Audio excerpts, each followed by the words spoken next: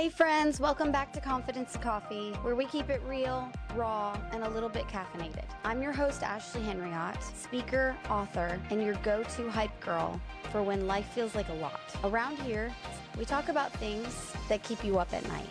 Self-doubt, fear, people-pleasing, faith, and finding your voice again, without the fluff. So grab your coffee, pull up a seat, and let's talk about stuff that actually matters.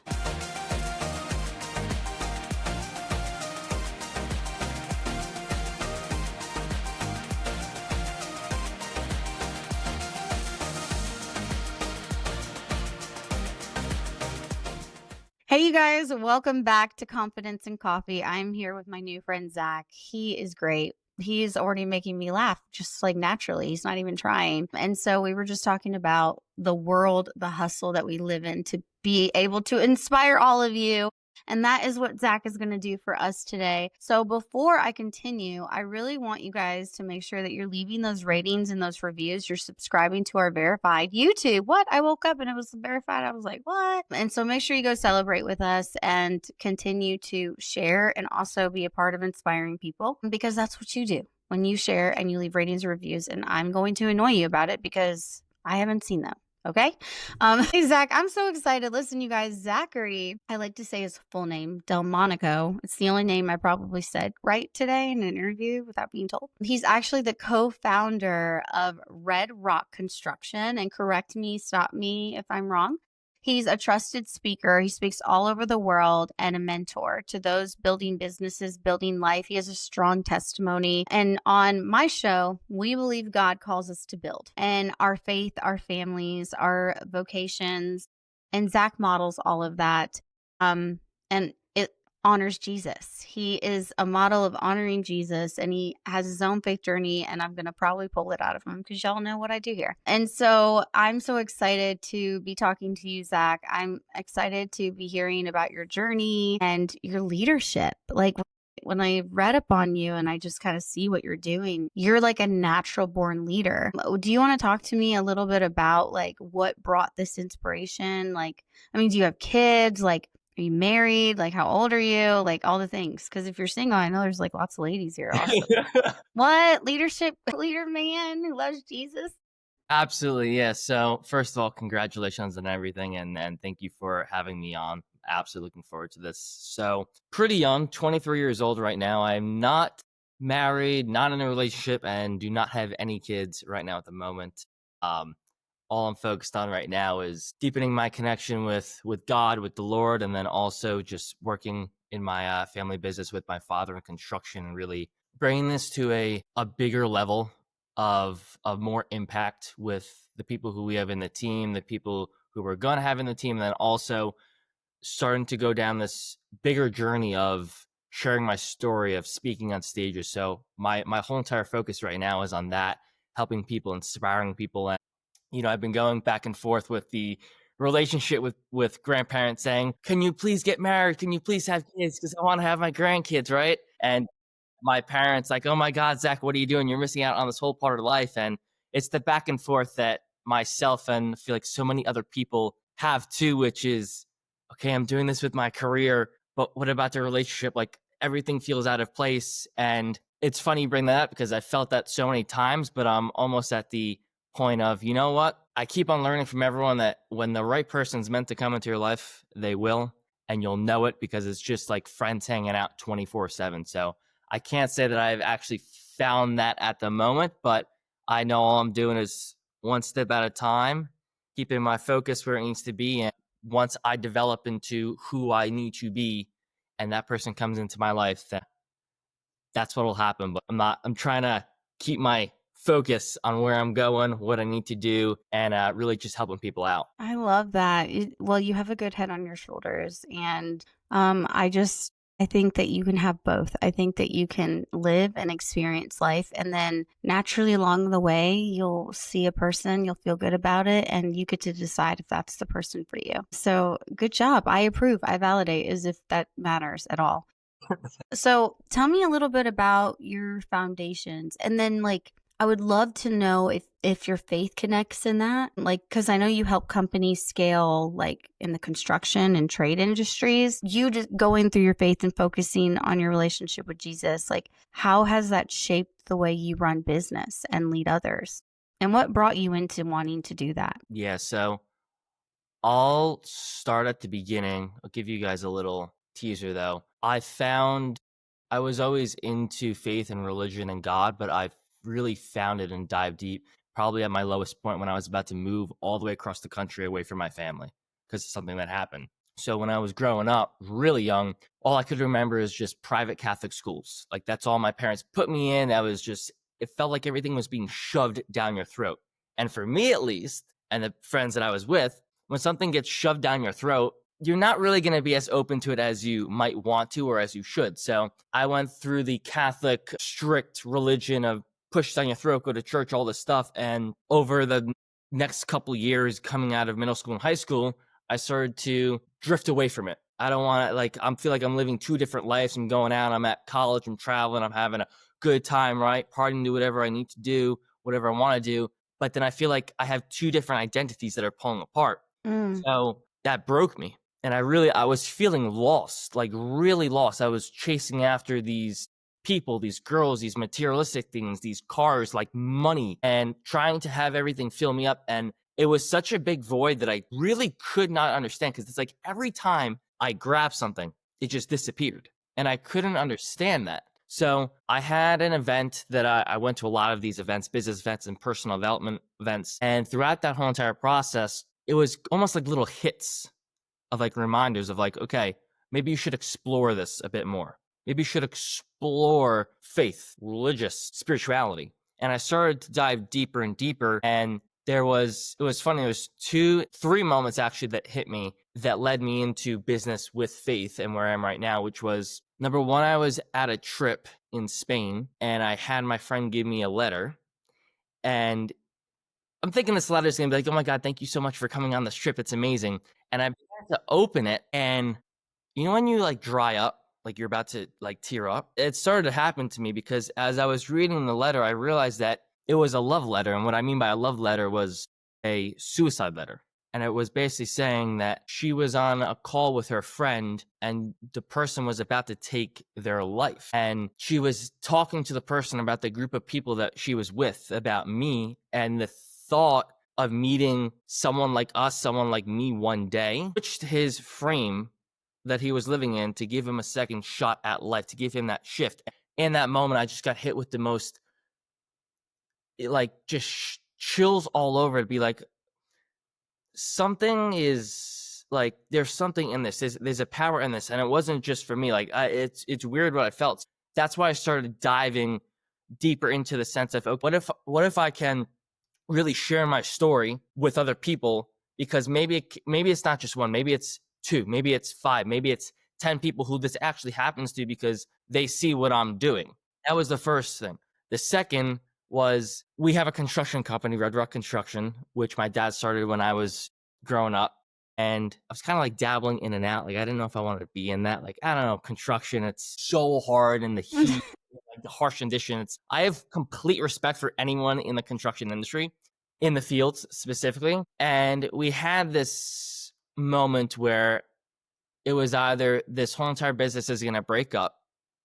And I had my identity in this business because I was called Red Rock all my life. So this is me. So this was either going to break up or we're going to come together. And I remember the lowest point I've been in a long time. And I went to church. No one was there. I think it was like 10 p.m. at night, open the door. And I'm just sitting in there and I'm sobbing, like full on weeping, kneeling down on the ground, just almost screaming out loud. God, if you can hear me, please just answer me. Just what do I do? Do I move across the whole entire country? I need help. Like, this isn't right. Something's not right. Like, physical pain in my body. And I left church that night just, I don't want to say feeling empty, but feeling like, okay, it's going to be okay. It's going to be okay. Like content. Yeah. Yeah. Like, just follow me. Just keep on going and be there. Be there for your father. Be there for your family. And through that, after a week, that's when everything came together. And I'm like, my father looked at me and he goes, I see what you're doing. Let's do it together. And then it's from like nothing to just something right here. And that's what led me back into this construction business to take on to a bigger part that I am. And now in everything that I do, it seems like that I can't get away from it. It's just I have like an energy source, right? That pulls into me. And then I'm able to show up for the guys in the field, for the team that's in the office. And I'm like that light, that energy for other people in this construction business. And anywhere I go, anything that I do, I just feel like I'm that light and able to share and inspire people. So now I'm diving into that even more. I read the Bible very consistently. As much as I can, I try and, inspire people, help them out, bring that energy. Although, you do get tipped off that one time, but just that light, that energy. And the more that I realize, the more that I meet people such as yourself, because I see your energy. It's just absolutely amazing. The first minute that we jumped on, that's my whole thing. It's just surrounding yourself with people who are going to lift you up and continue moving down that path. So that's basically been my story. I left a couple things out, but that's been the ups and downs. And I know that there's going to be tons more ups and tons of more downs, but I'm actually really looking forward to it, because in every up and in every down, there's always a lesson. There's always something for me to, take in, adjust, and move forward with. Yeah, it's good. It's perseverance, and endurance were created by that, by trials and tribulations. And so, moving along in this journey, we're able to take it with us, but not as baggage or weight. Well, that's your choice. It's a choice, always free will, but take it with us for good. Someone there, because I've been through that. And I think it's safe to say you're a builder, right? Yeah. So both physically and metaphorically speaking, how do you see the parallels between construction, like constructing structures, and building a life rooted in Christ and inspiring others? How did you bring that connection? Such a good question. I actually was studying a video 2 days ago that kind of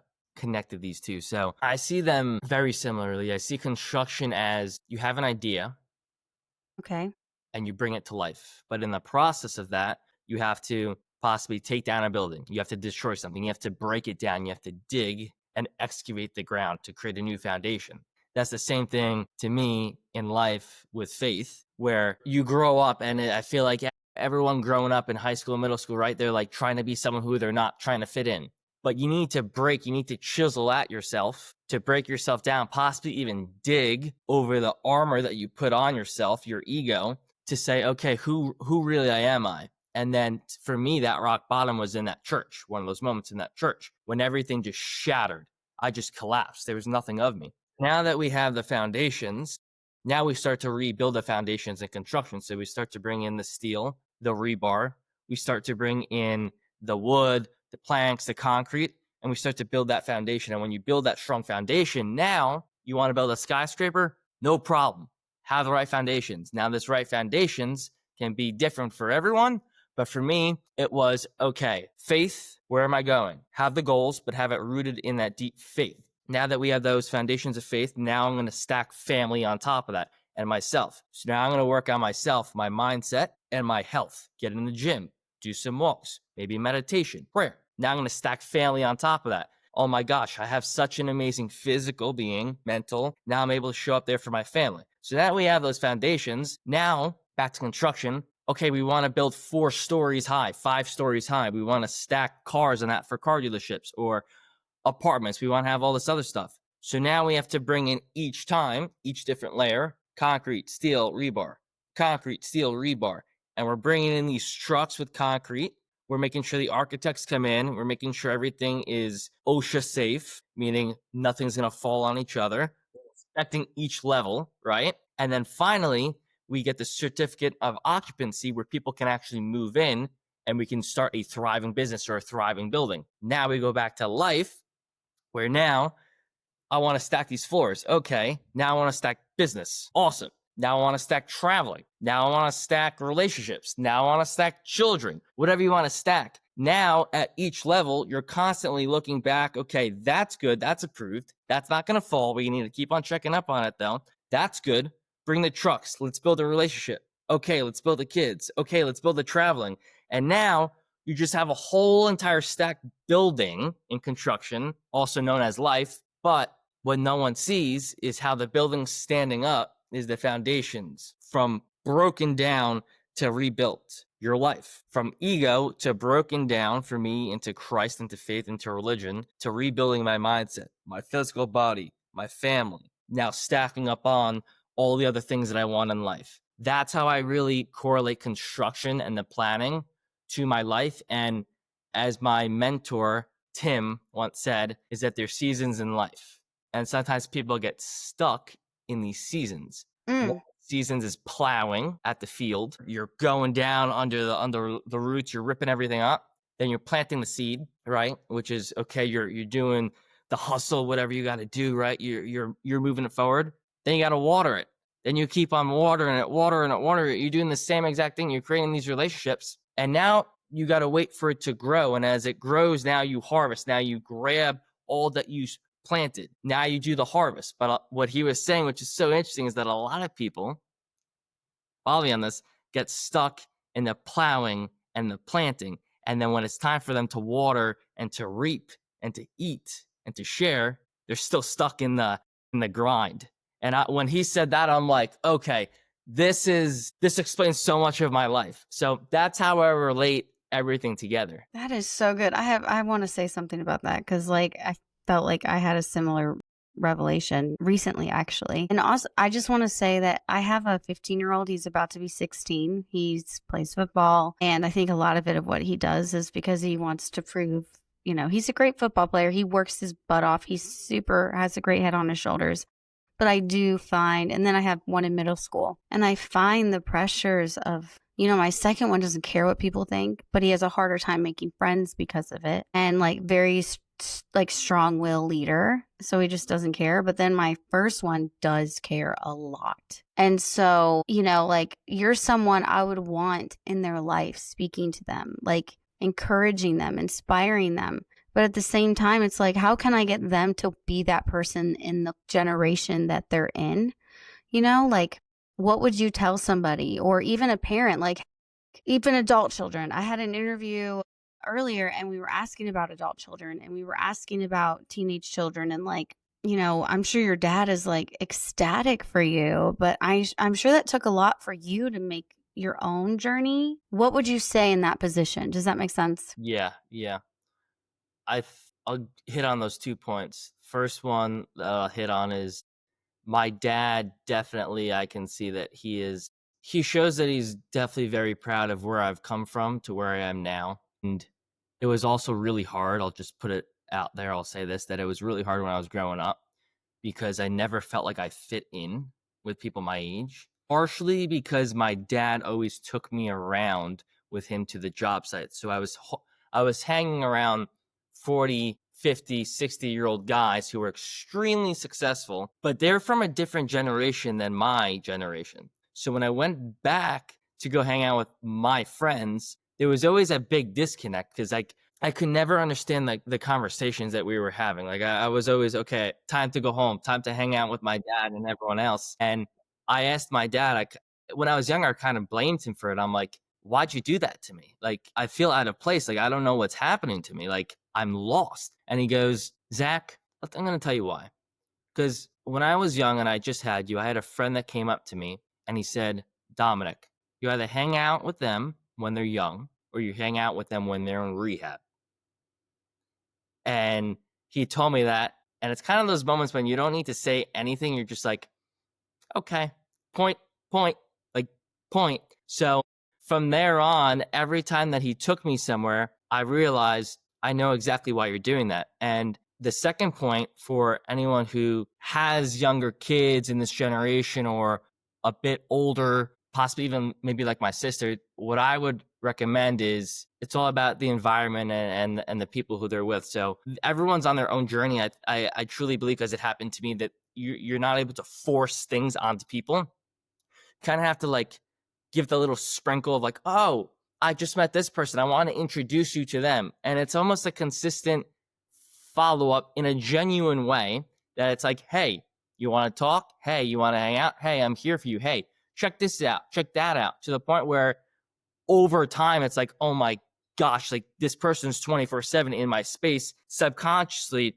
it starts to go through. So I'd say definitely for anyone who's having younger children is, number one, remember that quote, which is you either hang out with them when they're young or when they're in rehab, and then figure out a way to surround your children or your older adults with individuals who you want them to be like, and know that there might be some resistance of, no, I don't want to do this, I don't want to hang out with that. Yeah, it might happen. It still happens to me today. I push people off sometimes because I'm like, it's just so much stuff around me. But if it's meant to be, it's meant to be. And I have a friend like that who's probably 3 to 5 years younger than me, who went off the deep end, like really off the deep end. And slowly but surely, I'm doing the same exact thing, reaching out, sending messages. Hey, how you doing? So that would be my advice, is just connect and just keep on putting them in those environments around those people who you want them to be like. And if that law that I truly believe is correct, law of the environment, who you surround yourself with who you will become, what you say is what you do becomes your legacy,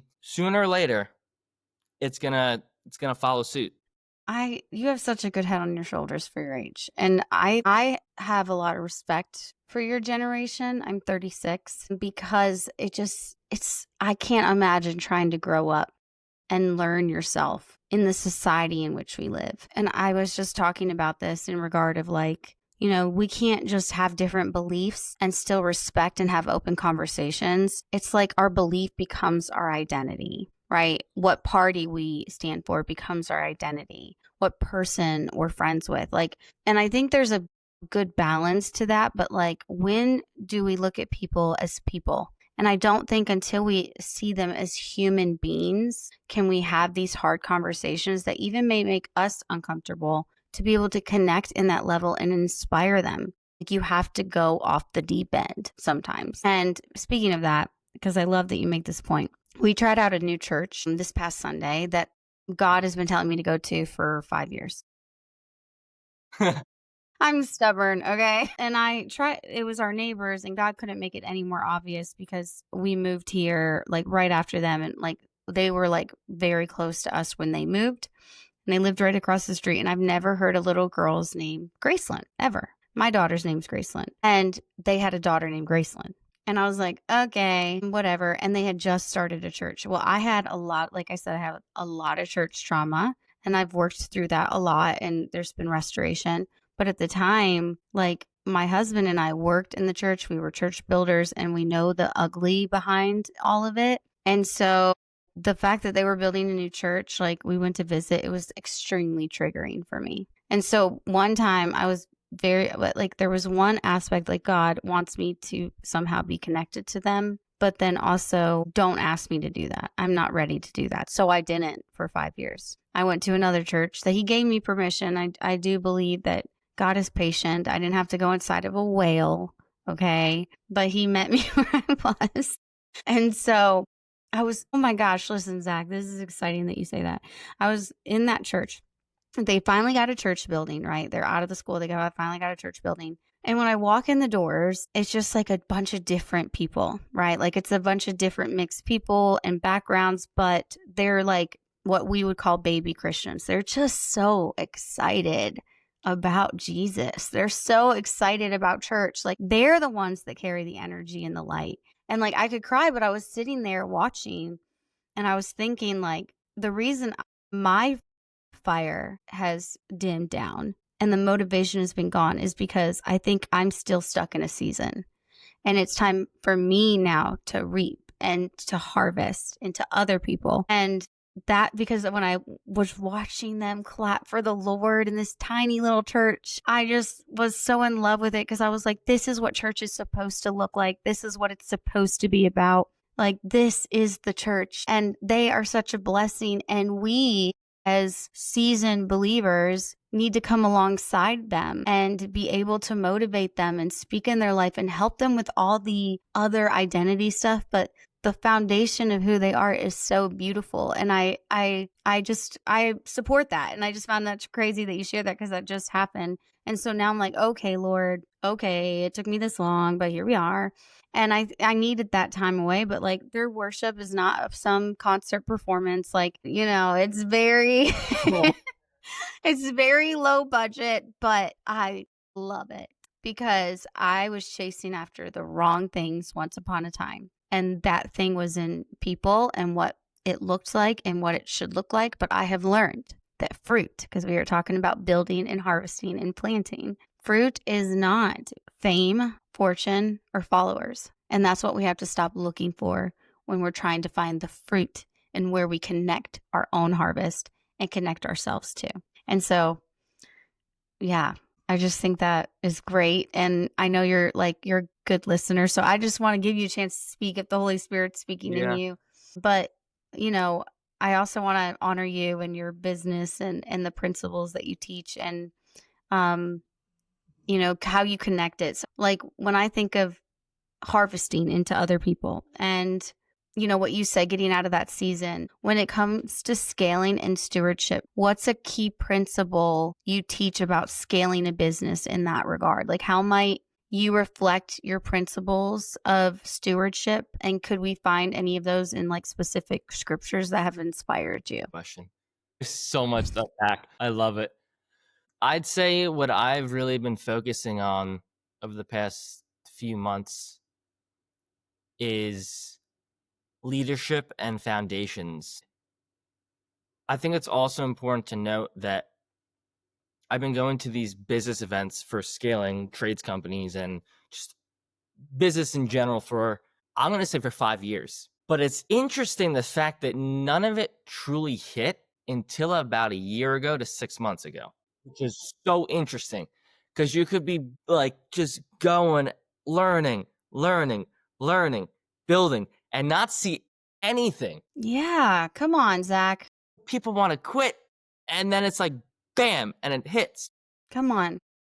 And what I'm focusing on right now, because what we're doing with Red Rock, what I'm specifically with I see myself as like the visionary of Red Rock, is leadership, is restructuring everything. So I'll explain to you guys what I've been doing over the past couple months. Tell us the Yeah, tea. I love it. So my dad came down. I moved to Florida. My dad came down, and I basically did a strategy session where, number one, I realized that there might be different ways to get through to someone. You might have to use 3 different message styles to convey one message, but the third style in which you say it might hit. So what I did with my father, who's like all over the place, he's one of those Italians that's like, wake up and you work. I knew I heard an Italian. Yeah. I'm half Italian. I knew I heard the accent come out. I was like, I hear it. Yeah. There it is.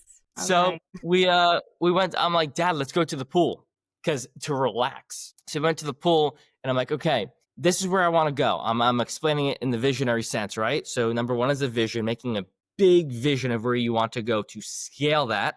So your problems that you encounter are no longer problems. They're creative solving problems, issues to then solution. Next thing you know, another level. So once we agreed on the vision for where we're going, which I kind of hijacked from him a little, then I said, okay, now how do we get there? Number one, who's steering the boat? Who's driving? We need leadership. We need to show these people how we did it and how they can do it too. So, okay, Dad, we have 10, 12, 20 people on our cruise. What are their strengths? This person's strength is this person's strength is that. And then we actually realized through me talking with him is that we had some people who were in a crew who did not work good together, nor did they have the same skills. So now we remeshed everyone into specific crews. Now I go, okay, now that we have people in each crew, now how do we leverage them to be most efficient so we're not wasting money on the jobs? So now we did, okay, we have 3 crews, let's just say. Crew 1 starts, crew 2 comes in the middle, crew 3 finishes off, and then we move on to the next project. Okay, amazing. Now that we have everyone going, what are you good at, Papa? What are you good at, my dad? You're amazing at bringing in sales. You're amazing at talking with people. Okay, so I'm going to put you here. Now, how do we make sure that we have a project manager so that you don't get stuck on the jobs? Because I want you going to meet these clients, bringing in more sales. Because if we are able to grow the business, we're able to provide and help the team grow. So now that we scheduled all that, planned all that, now I said, okay, now what am I amazing at? Now that we just re-engineered the whole entire thing. Okay, I seem to be amazing at speaking on camera. I love being on camera. I love sharing with people, and I love explaining stuff to people. Let me be the face. Let me be the brand. I'm going to bring in the younger generation because we need younger generation. You guys have all the knowledge, all the experience. But what happens when you guys decide, okay, I'm getting older, I want to retire? Then what happens? So now let me be the face, and let's promote it. Now that we have a great service, great product, a great culture, great community where the guys are all pushing for each other, right? Now let's promote it. Now people are seeing it. Now once people see it, exposure, they come in, you bring them to the sales process, and you basically create their dreams into reality. Now what I want to do is, now that we're in New York, let's say we're going to Florida, which we are. Now, here's the thing. Going into work each day is pretty nice, right? Yeah, I mean, you get a paycheck, whatever, but it's like, I just cringe. I want to cry. So I go, okay, how can we make this better? Okay, now we're going to flip this whole entire model. I don't want the guys just making money. I want them to have goals, big goals. And I want us to give them the resources that they need to do their job better than anyone else in this industry. And when they do that, the company makes more money. Therefore, they're able to either take time off, make more money, make a bonus, have a pool in their backyard, go on vacation, whatever it is. They achieve their goals. And when they achieve their goals, next thing you know, we all prosper. Hey, someone's starting out right here. They spend a year, 2 years, 3 years maybe learning. How would you want to start your own crew down in Florida or in Texas? I could do that. Yeah, let me show you. I'm going to go down with you. Me and you, we're going to work there for a year, for 2 years. We'll scale it. You'll be in charge of that headquarter down there if you want that. This is what that looks like for you and how you can build that from there. Next thing you know, this person doesn't need to go out and start another company. They basically create their own branch in our company. And when we do that, we're able to scale, we're able to build. And what I've also learned is that throughout this whole entire process, there's breakpoints in each part. 0 to 1 million or 0 to 3 million, 3 to 5, 3 to 8, 8 to 15, 18 to 30. Like, there's all these other breakpoints, and in each breakpoint is reverse engineered. So as long as you know what each breakpoint has, and this is up to $125 million plus, which is basically where they consider you a company that can go public, there's these things that you need. And if you don't have them in each breakpoint, you will break. And when you fall, it's like a pillar, like construction.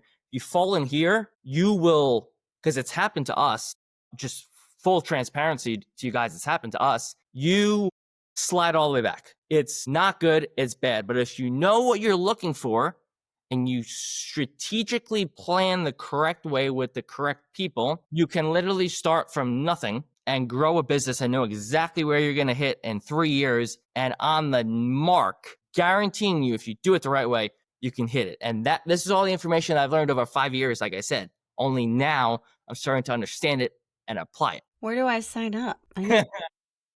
It's so funny because my husband is like I don't know, like data centers. I'm sure you've heard of like a lot of data centers coming up. And he's also half Italian. My Italian original name is Vaccaro. I should have known that by your last name, but anyways, he's like a project manager, like over these billion-dollar data centers, like that work under World Critical Mission, which is a huge company. And then, they kind of, like, I see a little bit of how it works, like the blueprints work and the plan works. And so it's definitely, it's brilliant. It's amazing. And you're so stinking young. I mean, and then you're like, oh, I only got it after 5 years. How many men do you know in your industry that it takes like 40 years? A lot. If not, I don't even know if I could put a number to that. It's so many. It's so many.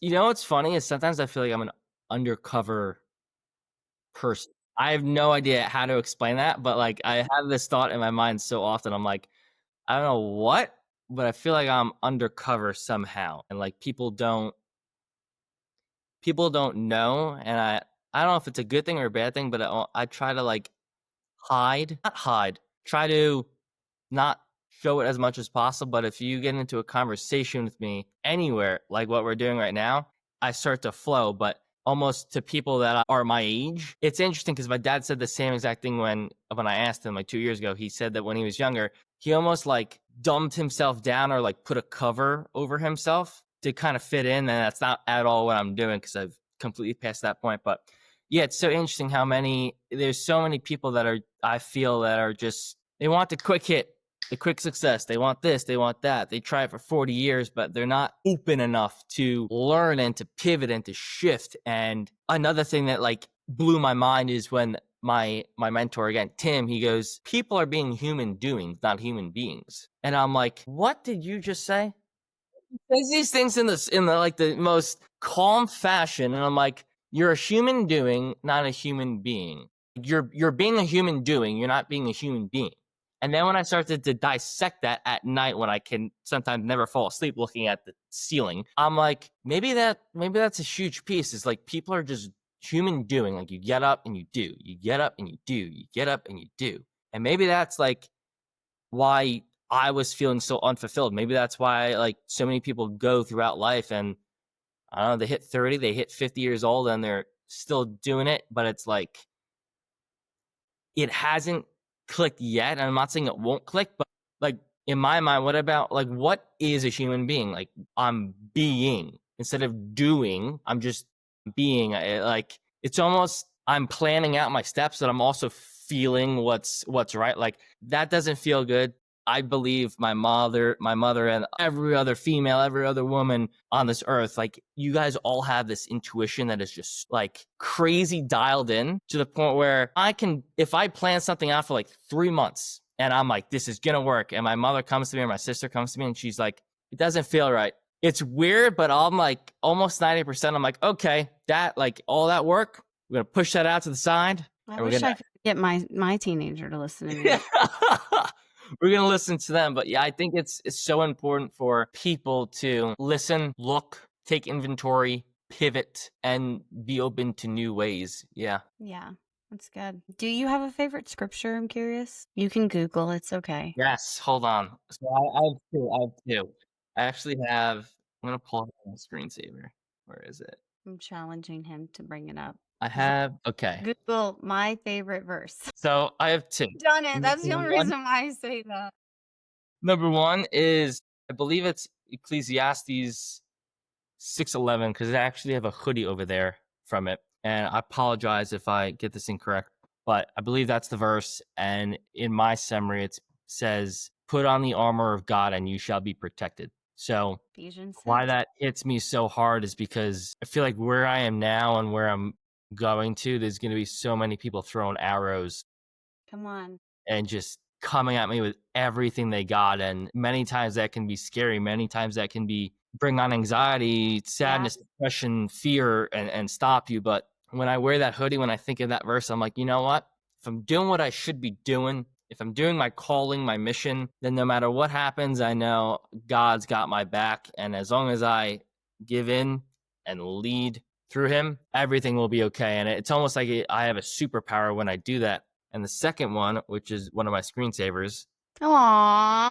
13:7. My friend James said this, and it's just in every season of life, I think that this is just applies, which is you don't understand now what I'm doing, but someday you will. So how does that relate to my life, to your life? I didn't understand when I was younger and I couldn't connect with anyone my age. Now I understand it. I couldn't understand why 5 years of knowledge, I could never understand it.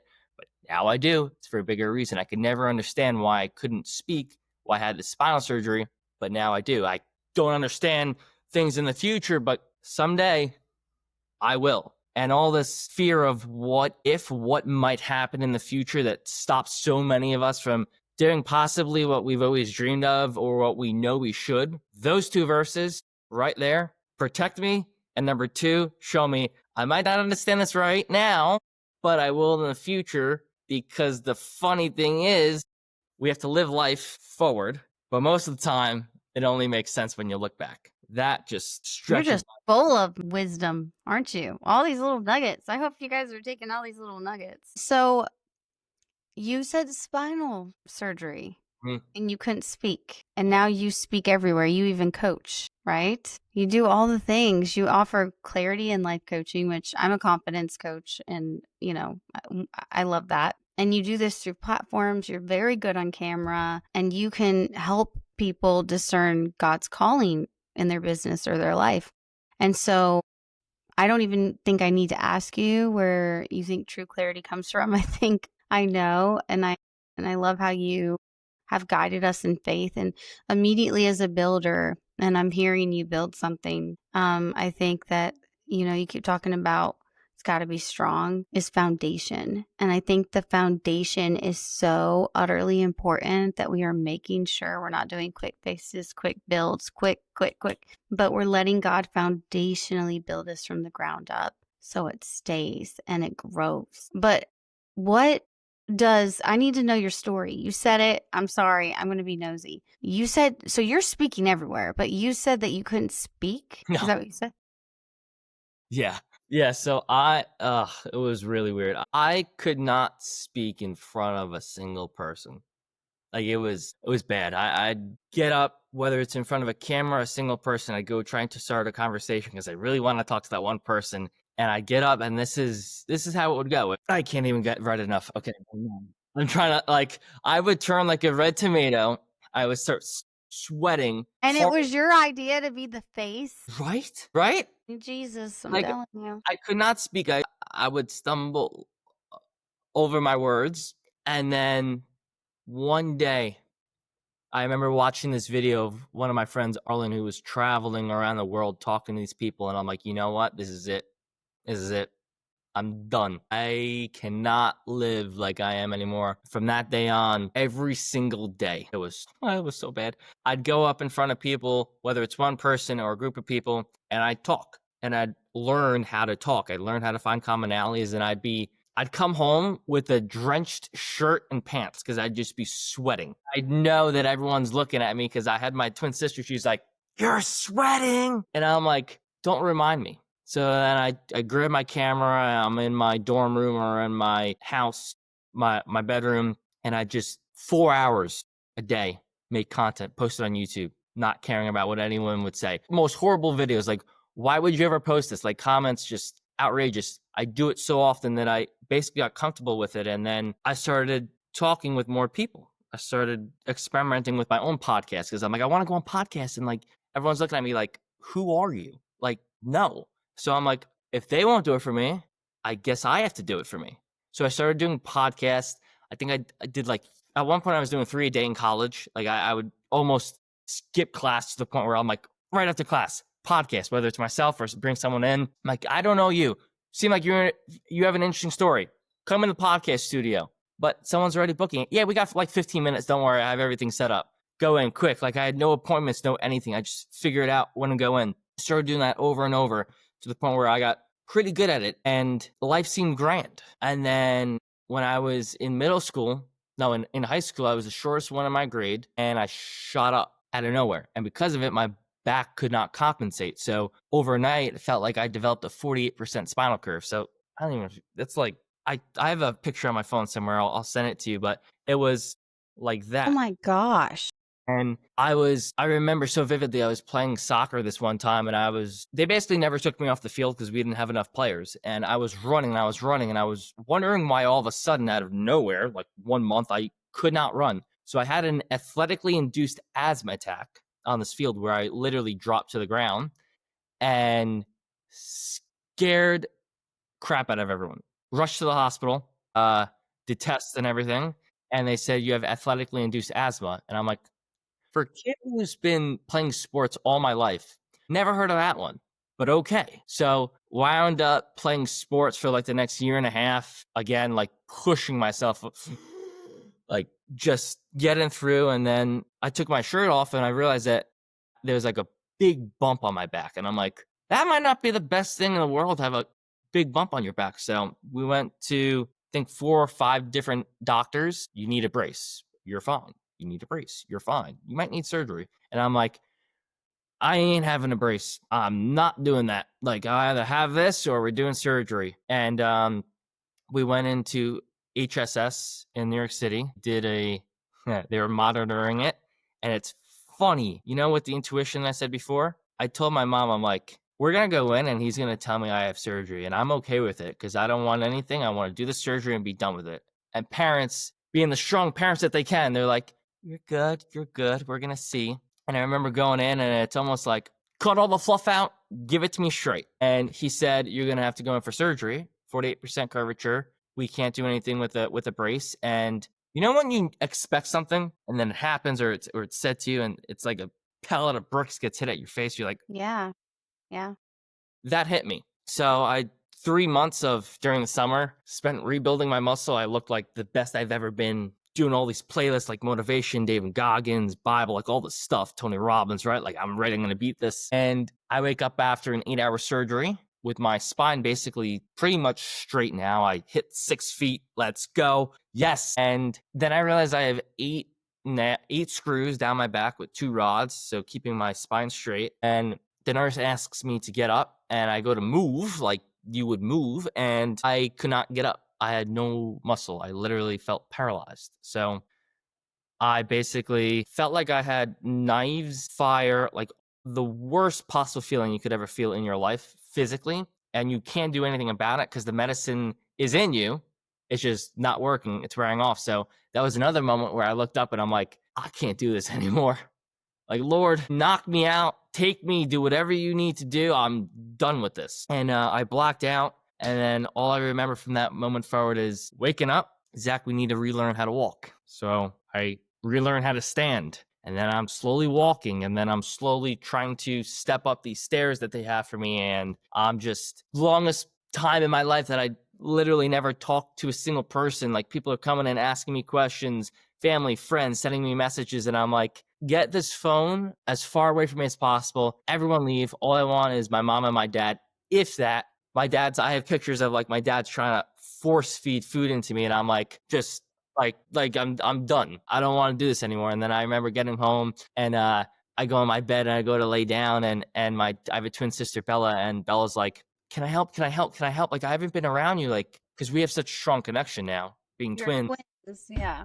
And I'm like, I didn't even mean to be rude, but I'm like, get out of my room now. Like, out, screaming at her. He's like, something's not right with you. So from that moment on, it was just, this is rebuilding. This rebuilding the health. This is just getting back on track. And this is just knowing that this journey is going to teach me something. And this story that I have from possible sports kid, impossible, literally unable to move in a hospital bed, to possible what we're building now, what I'm doing now. That journey, how I did it, how other people can too, is going to inspire someone and literally be the action steps that they can take to get to that next goal, that next dream, that next thing that they have. And to end off that little piece, I just want to give you guys the action steps because I love inspiring people, but I realize that inspiring without actionable advice, where you're going to go. The 3 That's things that got me right. point are the 3 Ds, which is number 1 is desire. Have the desire to get out of where you're at right now. It's the emotional trigger, the push that you have. Number 2 is the discipline. So now that I have this goal, what are the daily action items, the habits, the routines, the identity that I need to have in order to get there? The discipline, like Rocky, and then the determination to actually move forward. Okay, that workout didn't work. I've been working out for three months. It didn't work. Keep on going. That business deal fell through. That relationship didn't happen. Well, maybe it wasn't supposed to happen, but it was supposed to get you to that next step to make that next right that you were supposed to make. The determination to consistently move forward to hit that goal. Discipline, desire, discipline, determination. The 3 Ds, implement them daily, and eventually you'll shape into that identity, that person who you need to be to reach and to sustain, not only reach, but hold, continue flourishing with the life that you want. Goodness. That needs to be like a poster board. Like I need to write that down and just like remind myself every time I want to give up, or everybody does. So just because we're running out of time, I would like to know if there's anything else you would like to share with our listeners that you like, one piece of advice you would like them to know and take with them today. Yes. He's got to Google it too. I'm just kidding. I like giving him a hard time. No, I love I have these notes that I do late at night when I can't fall asleep that I just journal. Maybe your next calling is a book. Someone told me I should write a book last week. Well, there's your affirmation. I have a book. I'll leave you. I love it. I'm gonna go later today. I'm gonna go get it. You promise? I'm gonna hold you to I'm it. gonna send you a screenshot. Okay. So I'll leave you guys with 2 things, which is stop, look, and listen. Stop what you're doing, look up at God, listen to God, what He has in store for you. The reason why is because there's a difference between a calling and a career. The last thing I'll say, which again, these quotes, messages, ideas, downloads that I have listened to from other people, that I take onto myself and form into my different ways, 3% touch. But I do want to give credit to those who created these to me. And the last thing that I'll add is, you know what? I have two others because this might help with people. People don't like being told what to do. Like, you should do this and you should do that because this is the right way to do it. You know what? No. Versus helping lead someone to an answer that you know in your head is correct, but they think in themselves that they thought of it. So they take ownership and identity of it. Therefore, I'm so amazing. Look at me. And then they can go and run through it. So that's just a different way in friendship. Actually, that's my coaching Yep. style. Is like my clients, like I'll give them a piece of advice and then I'll like look out on them and they'll be taking it or watching and then be doing the same thing. And I'm like, that is amazing. I am so proud of you. 100%. And I also think that is a great on the character, the leader, the mentor is like humility. 100%. Like be happy these people are using your stuff. Like that's what we're doing in the first place for anyways. 100%. No, so true. And the last thing that I'll say, which I guess this all goes back to my journey, is that God's delays are not God's denials.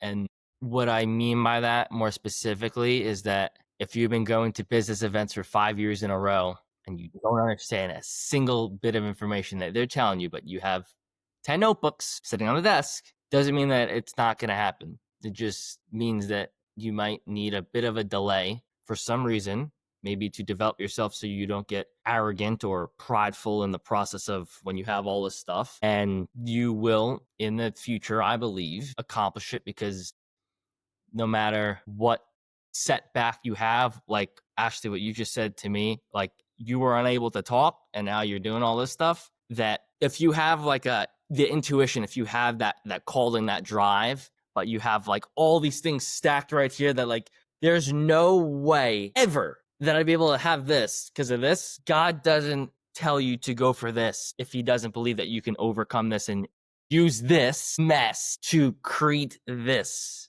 Because then when people see this mess shaped up and like 3-pointer, absolutely dunked, just masterpiece, they're like, if you did it, then what I have has to be able to do this, because what you had is just, I feel bad for you. Like, oh, because me, it's a little bit more pretty. So I can do it because there's no limitations on it. And when I heard that, I love sharing that with people, because it's like, you know what? You might have junk over here, but remodeled, broken down, reconstructed like construction, masterpiece. Yeah. And you know, as a constructor, there's so much I want to say. I know though, as a constructor, like you guys probably look at a lot of like old properties and old buildings and it looks like trash. Like straight, not workable, can't build anything on it. What are we going to do with this? But sometimes God wants us to remove all the things that we've been carrying, that trash, the unworkable things that you think are there, the whatever is holding you back, maybe the toxic relationships, maybe the friendships that are like, you can't go before me. Maybe it is, you know, like a career that you're afraid to leave for a calling. When you remove all that, you'll see a beautiful foundation, something brand new. And he wants you to see that land. He's like, look, that's really what I want you to start on. I didn't ask you to build or get any of that other stuff. And so I just think what you do is inspiring. I would love to have you back on. And I keep looking at your hat. It's perspective. Perspective with the Z. I wanted to throw a little Zach in there. Oh, that's your Right? merch. Yeah. Is that you have merch?